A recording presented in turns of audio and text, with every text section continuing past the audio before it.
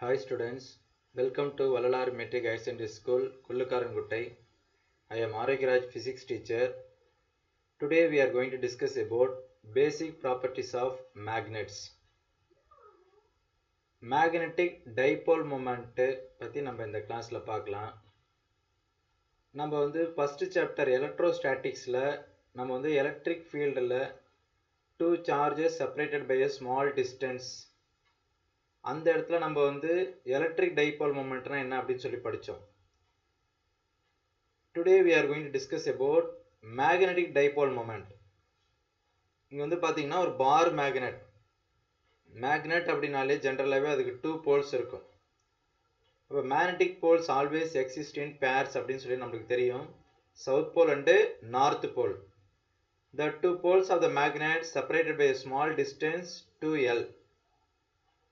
Dipole moment is nothing but the product of the pole strength. இப்ப south pole உடைய pole strength பாத்தீங்கன்னா qm, north pole உடைய pole strength qm. The pole strength of the magnet is given by the symbol qm. Pole strength உடைய unit என்ன sir அப்படினு சொல்லி கேட்டிங்கன்னா ampere meter. அப்ப the south pole and north pole of the magnet separated by a small distance 2L. இப்ப பாருங்க magnetic dipole momentனா என்ன? Concept same தான். டைபோல் மொமெண்ட் அப்படினாலே one of the pole strength and distance between the two poles. இதை நம்ம product பண்ணா கிடைக்கிற value தான் டைபோல் மொமெண்ட். நம்ம எலக்ட்ரிக் ஃபீல்டில் ஏதாவது ஒரு சார்ஜினுடைய மேக்னிடியூடையும் ரெண்டு சார்ஜுக்கு நடுவில் இருக்கிற டிஸ்டன்ஸையும் மல்டிப்ளை பண்ணுவோம். Here we are going to multiply the pole strength and distance between the two poles. இப்போ எங்க டெஃபினேஷன்ல பாருங்க. The dipole moment, the magnetic dipole moment is defined as the product of pole strength and magnetic length. அப்ப magnetic length என்ன sir அப்படினாக்க இந்த south போலுக்கும் north போலுக்கும் இருக்கக்கூடியது தான் magnetic length. இப்ப இந்த சவுத் போல் நார்த் போல் இந்த பார் நீங்களே பாக்குறீங்க. இந்த எட்ஜில இருந்து கொஞ்சம் உள்ளார இருக்கு பாத்தீங்களா, இதுதான் magnetic length ன்னு சொல்லுவாங்க. geometrical length அப்படின்றது எக்ஸாக்ட்டா இந்த பார் மேனோட லென்த் என்ன இருக்கு அப்படின்னு பாக்குறது. இத பத்தி நம்ம லேட்டர் will be discussed. இங்க பாருங்க வெக்டார் குவாண்டிட்டி. அப்ப magnetic dipole moment ஒரு வெக்டார் குவாண்டிட்டி. அப்ப இதுக்கு டைரக்ஷன் இருக்கு. அப்ப இதனோட டைரக்ஷன் எப்படி சார் இருக்கும் அப்படி சொல்லி பாத்தீங்கன்னா south pole to north pole. அங்க நம்ம லெஃப்ட் சைடு -q, இங்க +q இருக்கும். எலக்ட்ரிக் டைபோல் மொமெண்டோட direction -q to +q. Like this in magnet south pole to north pole தான் மேக்னெட்டிக் டைபோல் மொமெண்டோட டைரக்ஷன் இருக்கும். அப்ப நம்ம என்ன சார் பண்ணிக்கலாம்னா pm அப்படின்றது மேக்னெட்டிக் டைபோல் மொமெண்டோட direction which always directed from south pole to north pole.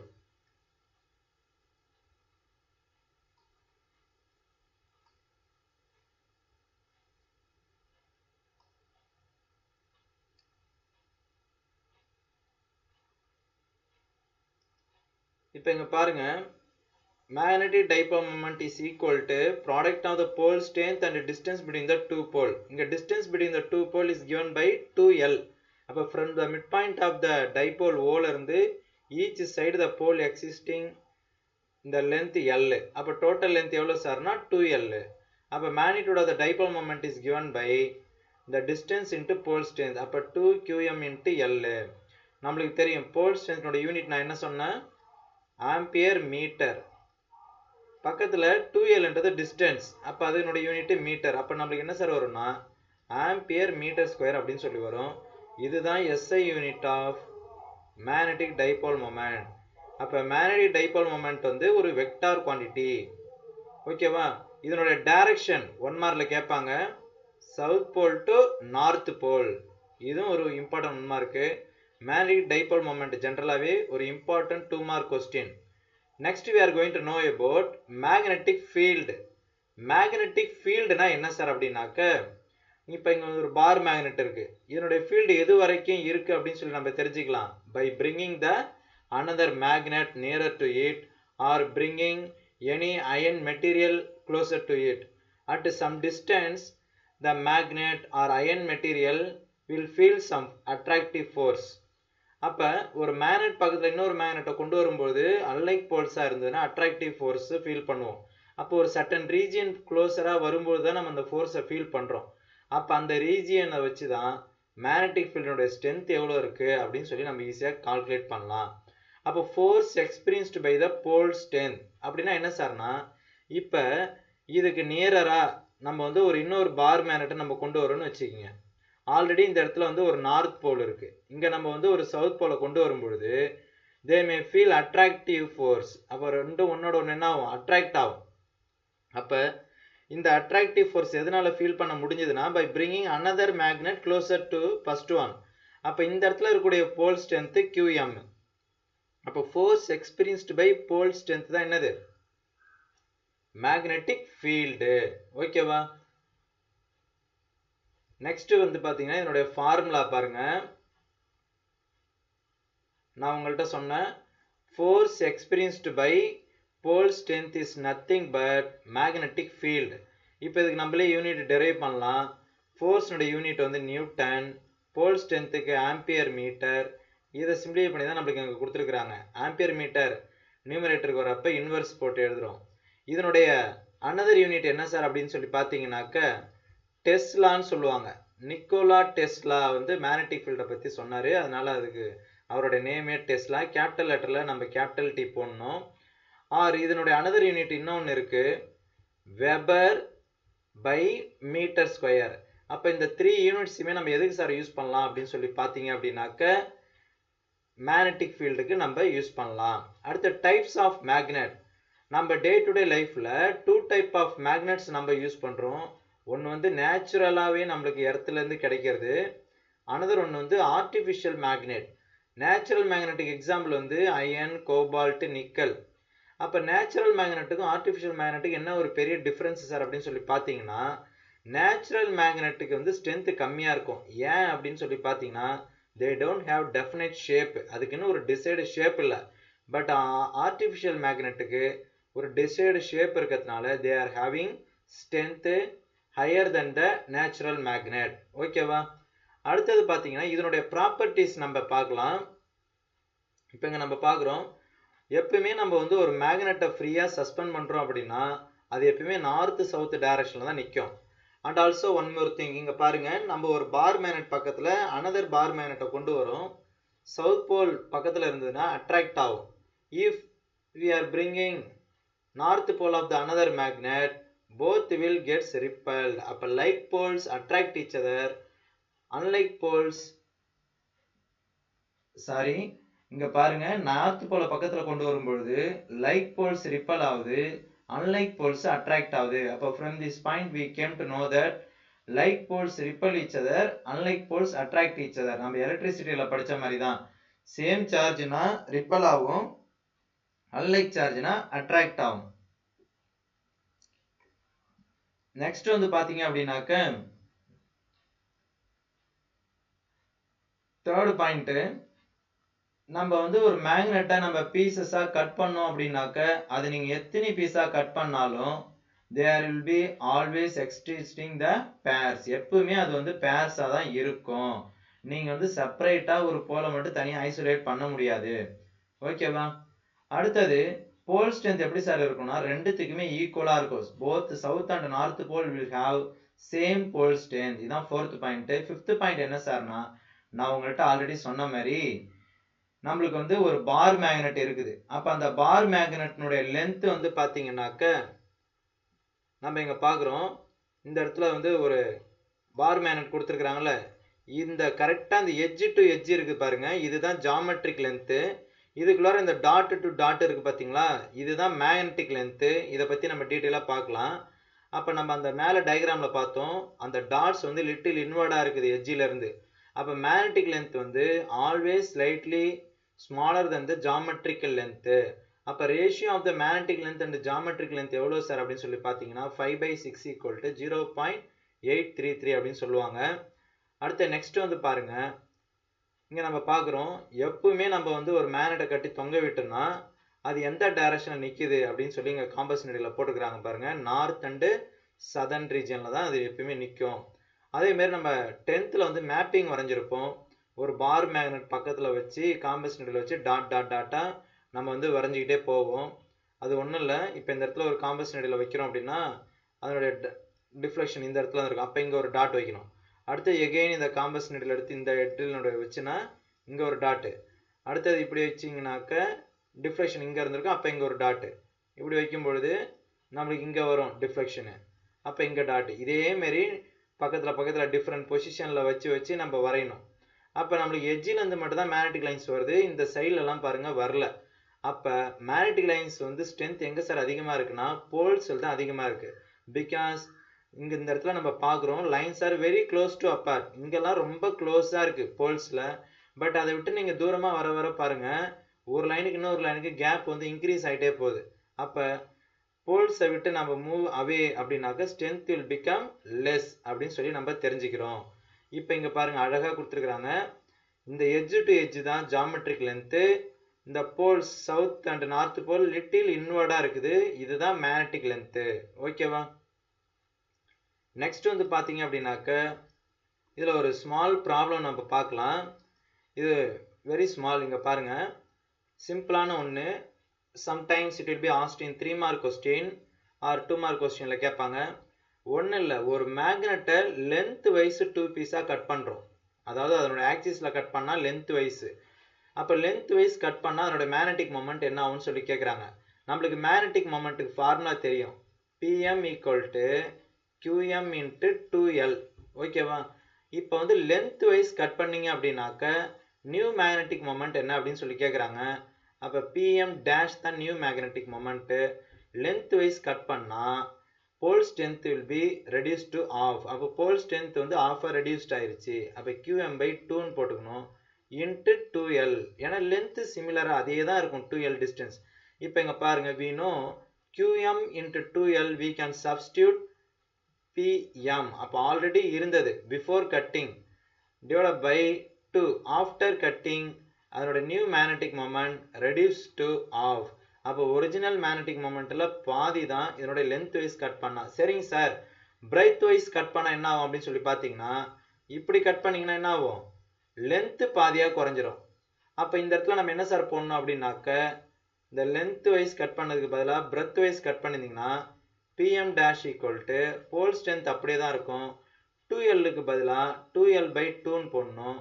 இங்கேயும் பார்த்தீங்கன்னா QM இன்ட்டு 2Lக்கு பதிலாக நம்ம PM சப்ஸ்டியூட் பண்ணலாம்.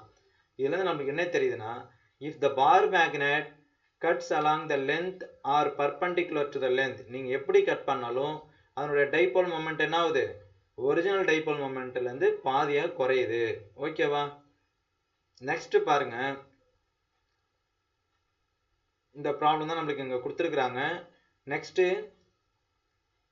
நம்ம வந்து ஒரு ஸ்மால் ப்ராப்ளம், இன்னொரு ப்ராப்ளம் வந்து பார்த்தீங்கன்னாக்க நம்ம அந்த geometrical length of the bar magnet வந்து 12 சென்டிமீட்டர் கொடுத்துருக்குறாங்க. அதனுடைய மேக்னெட்டிக் லென்த் கேட்குறாங்க. Magnetic length divide by geometric length தான் நம்மளுக்கு ஃபார்முலா 5/6ன்னு படித்தோம். அப்போ அந்த ஜாமெட்ரிக் லென்த்தை கிராஸ் மல்டிப்ளை பண்ணிக்கிங்க. இங்கே 12, அப்போ 6 12 அடிச்சிங்கனாக்க இங்கே 2 டைம்ஸ் வரும். 5 × 2 10 சென்டிமீட்டர். ஓகேவா? அடுத்தது சம் ஆஃப் த நோட்ஸ் நம்ம வந்து இதில் தெரிஞ்சுக்கலாம். இதில் என்ன சார் அப்படின்னு சொல்லி பார்த்தீங்க அப்படின்னாக்க some of the key points. Pole strength வந்து நம்ம QM படித்தோம்ல, அது வந்து ஒரு ஸ்கேலார் குவான்டிட்டி. அதனுடைய யூனிட் வந்து நம்மளே படித்தோம், ஆம்பியர் மீட்டர் தான் போல் ஸ்ட்ரென்த்து. அப்போ ஆம்பியர் கரண்ட்னுடையது, அதனுடைய டைமென்ஷன் A வந்திருக்கு. மீட்டர்ன்றது லென்த்து. அப்போ LA மட்டும்தான் இதுக்கான டைமென்ஷன். மற்றது எல்லாமே இங்கே 0, m⁻0 t⁻0. இதனுடைய SI யூனிட் வந்து NT⁻−1 அப்படின்னு சொல்லி போட்டிருக்கிறாங்க. அதாவது நியூட்டன் பர் டெஸ்லா. இது எப்படி சார் வந்தது அப்படின்னு சொல்லி கேட்டிங்கன்னா நம்ம மேக்னெட்டிக் ஃபீல்டு ஈக்குவல் என்ன சொன்னோம், ஃபோர்ஸ் பை போல் ஸ்ட்ரென்த்னு சொன்னோமா. அப்போ இந்த போல் ஸ்ட்ரென்த் ஈக்குவல் என்ன வரும், ஃபோர்ஸ் பை மேக்னெட்டிக் ஃபீல்டு. அப்போ ஃபோர்ஸுக்கான யூனிட் தான் நியூட்டன், மேக்னெட்டிக் ஃபீல்டுக்கு டெஸ்லான்னு சொன்னேன். அப்போ நியூட்டன் பர் டெஸ்லா. அடுத்தது நம்ம வந்து எலக்ட்ரிசிட்டியில் என்ன படித்தோம், லைக் அண்டு அன்லைக் சார்ஜஸ். அதே மாதிரி தான் இங்கே மேக்னெட்டிக் ஃபீல்டுலேயும் அங்கே நம்மளுக்கு எலக்ட்ரிக் ஃபீல்டோட டைரக்ஷன் ப்ளஸ்லேருந்து மைனஸுக்கு போகிற மாதிரி மேக்னெட்டிக் ஃபீல்டோட direction north pole to south pole தான் இருக்கும் அப்படின்னு சொல்லி நம்ம இங்கே தெரிஞ்சுக்கிறோம். ஓகேவா? அடுத்தது நம்ம வந்து லென்த் வைஸ் கட் பண்ணாலும் பிரெத் வைஸ் கட் பண்ணாலும் அதனுடைய dipole moment reduce to half. ஓகேவா? அடுத்தது மேக்னெட்டை நம்ம எத்தனை பீஸாக கட் பண்ணாலும் they are always existing in pair. They never be in monopole. எப்பவுமே அது வந்து மோனோபோலா இருக்கவே இருக்காது அப்படின்னு சொல்லி நம்ம தெரிஞ்சுக்கிறோம். அடுத்து நெக்ஸ்ட் வந்து பாத்தீங்க அப்படின்னாக்க மேக்னெட்டிக் ஃபீல்டு லைன்ஸ்னுடைய ப்ராப்பர்ட்டிஸ். மேக்னெட்டிக் ஃபீல்டு லைன் எப்படி சார் இருக்கும் அப்படின்னு பார்த்தீங்கன்னா they will be closed curve. இப்போதான் நம்ம பார்த்தோம். மேக்னெட்டிக் ஃபீல்டு லைன் எப்படி சார் டிராவல் பண்ணும்னா outside north to south போல்ல இருக்கும். இன்சைடு வந்து பார்த்தீங்கன்னா சவுத் டு நார்த் இருக்கும். அதே மாதிரி if you want to know the direction of the magnetic field at any point we have to draw the tangent line. இது வந்து 1 மார்க்ஸ்ல கேட்பாங்க. அடுத்தது நம்ம எலக்ட்ரிக் ஃபீல்டில் why electric field line never intersect னு படிச்சோம். அதே கான்செப்ட் தான் மேக்னெட்டிக் ஃபீல்டு லைன்லயும். Magnetic field lines never intersect. என்னன்னு கேட்டிங்கன்னா இங்க நீங்க ஒரு காம்பஸ் நீடில் எடுத்து வைக்கிறப்ப they won't show deflection into different direction. அப்ப இன்டர்செக்ட் ஆனாதான் டிஃப்ரெண்ட் டைரக்ஷன்ல காட்டும். அப்படி காட்டுறதுக்கான வாய்ப்பே கிடையாது அப்படின்றாங்க. அதே மாதிரி மேக்னெட்டிக் ஃபீல்டு லைன் டிராவல் பண்ணக்கூடிய டைரக்ஷனுக்கு பர்பெண்டிகுலரா நம்ம ஒரு லைன் டிரா பண்ணோம் அப்படின்னா we can calculate the strength. அப்ப நான் உங்கள்ட்ட ஆல்ரெடி சொன்னேன் லைன்ஸ் வந்து எங்க க்ளோஸரா இருக்கும்னா எட்ஜில தான் க்ளோஸரா இருக்கும். where the magnetic field is very strong they are crowded. அதே எட்ஜை விட்டு நீங்க வெளில போனீங்கன்னா they are very weak அப்படின்னு சொல்லி நம்ம தெரிஞ்சுக்கிறோம். நெக்ஸ்ட் பாருங்க மேக்னெட்டிக் ஃப்ளக்ஸ். இப்போ மேக்னெட்டிக் ஃப்ளக்ஸ்னா என்ன சார் அப்படின்னு சொல்லி பார்த்தீங்கன்னா நம்ம ஆல்ரெடி எலக்ட்ரிக் ஃப்ளக்ஸ் படித்தோம். ஃபர்ஸ்ட் சாப்டர்ல ஒரு சர்ஃபேஸ் வழியா நம்பர் ஆஃப் எலக்ட்ரிக் லைன்ஸ் எவ்வளோ கிராஸ் ஆகுதோ அதுதான் எலக்ட்ரிக் ஃப்ளக்ஸ். அப்போ அந்த சர்ஃபேஸ் இங்கே வந்து பார்த்தீங்கன்னா நார்மலாக பிளேஸ் பண்ணிருக்கிறோம். நார்மல்னா பர்பெண்டிகுலராக இருக்குது. Through which the magnetic lines are passing. அப்போ number of magnetic lines of force crossing through the given area or passing through the surface which is kept normal. அப்ப பர்பெண்டிகுலரா இருக்கிற சர்ஃபேஸ் வழியா நம்பர் ஆஃப் மேக்னெட்டிக் லைன்ஸ் எவ்வளவு pass ஆகுதோ அதுதான் magnetic flux. அதனுடைய formula B vector dot A vector. Magnetic flux ஒரு scalar quantity. இதனுடைய unit என்ன சார்னா வெபர். டாட் ப்ராடக்ட்ல வெக்டார்ஸ் இருந்ததுன்னா அதை எப்படி நம்ம ரைட் பண்ணலாம் BA cos θ அப்படின்னு சொல்லி நம்ம ரைட் பண்ணலாம். அடுத்தது இங்க என்ன சார் நம்ம பார்க்குறோம்னா uniform magnetic field non uniform magnetic ஃபீல்டுன்னு மேக்னெட்டிக் ஃபீல்டு 2 டைப்பா டிவைட் பண்ணுவாங்க. Similarly we are discussed same thing in electricity also. இங்க பாருங்க சேம் மேக்னிடியூட் சேம் டைரக்ஷன் அப்படின்னா அது uniform magnetic field. Different direction different மேக்னிடியூட்னா அது நான் யூனிஃபார்ம் மேக்னெட்டிக் ஃபீல்டு. அடுத்தது இன்னொரு விஷயம் நம்ம இதில் தெரிஞ்சுக்கணும். மேக்னெட்டிக் ஃப்ளக்ஸ் டென்சிட்டினா என்ன அப்படின்னு சொல்லி நம்ம தெரிஞ்சுக்கலாம். மேக்னெட்டிக் ஃப்ளக்ஸ் டென்சிட்டினா என்ன சார்னா number of magnetic field lines crossing per unit area. இதுதான் magnetic flux density. magnetic fieldக்கு நம்ம என்ன யூனிட் யூஸ் பண்ணுமோ அதே யூனிட் தான் magnetic flux densityக்கு யூஸ் பண்றோம். இது ஒரு 2 மார்க் क्वेश्चन. இங்க மேல வந்து magnetic flux densityன்னு ரைட் பண்ணிக்கிட்டா நல்லது. நெக்ஸ்ட்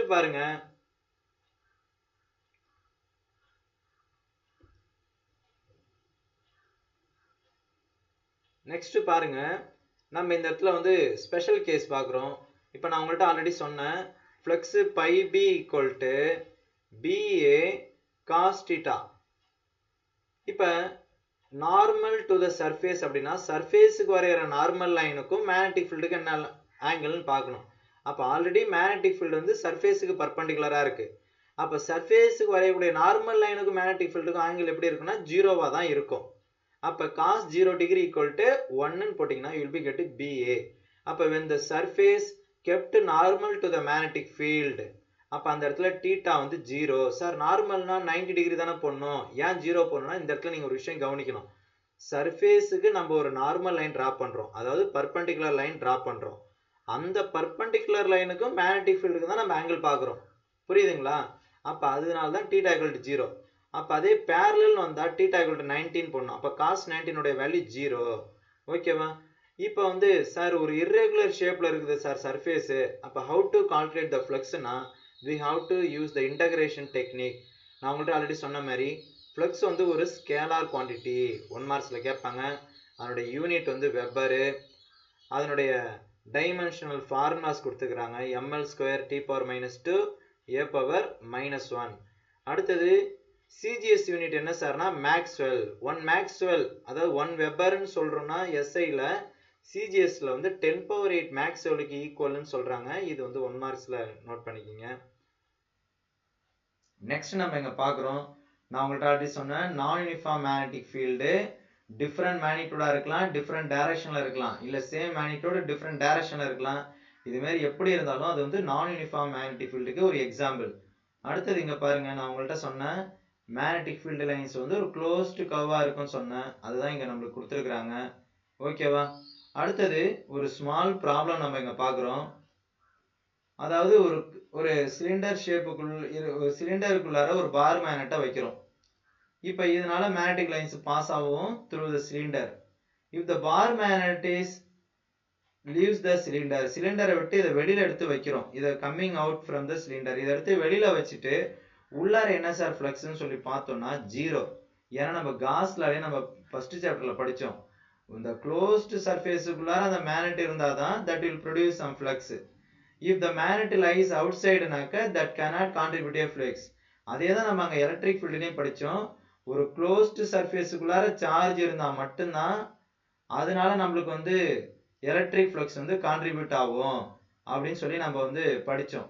அப்போ இந்த இடத்துல டோட்டல் சார்ஜ் வந்து 3q, இங்க பிளஸ் இருக்கு, மைனஸ் q1. அப்போ வந்து இந்த இடத்துல 2q தான் சார்ஜ். அப்போ அந்த அளவுக்கு தான் வந்து ஃப்ளக்ஸ் இருக்கும். If the charge lies out side அப்படின்னா இந்த minus 10q R plus 5q இந்த க்ளோஸ்டு சர்ஃபேஸ் விட்டு வெளில இருக்குதுல்ல, அப்போ இதனால நம்மளுக்கு ஃப்ளக்ஸ் கிடைக்காதுன்னு சொல்லி நம்ம அங்க படிச்சோம். The same thing we are following in magnetism also. Magnet வந்து சிலிண்டருக்குள்ளார இருந்தா தான் ஃப்ளக்ஸை ப்ரொடியூஸ் பண்ணும், வெளியில இருந்தா ஃப்ளக்ஸ் ப்ரொடியூஸ் பண்ண முடியாது. அதுதான் நம்மளுக்கு வந்து இங்க நம்ம வந்து ஒரு பார் மேக்னெட்டை க்ளோஸ்டு சர்ஃபேஸ்ல இருந்து வெளியில எடுத்தோம்னா அதனால ப்ரொடியூஸ்ட் ஆகக்கூடிய மேக்னெட்டிக் ஃப்ளக்ஸ் வந்து ஜீரோன்னு சொல்லி கொடுத்துருக்காங்க. அப்போ that is similar to Gauss law in electrostatics. ஓகேவா? Thank you students.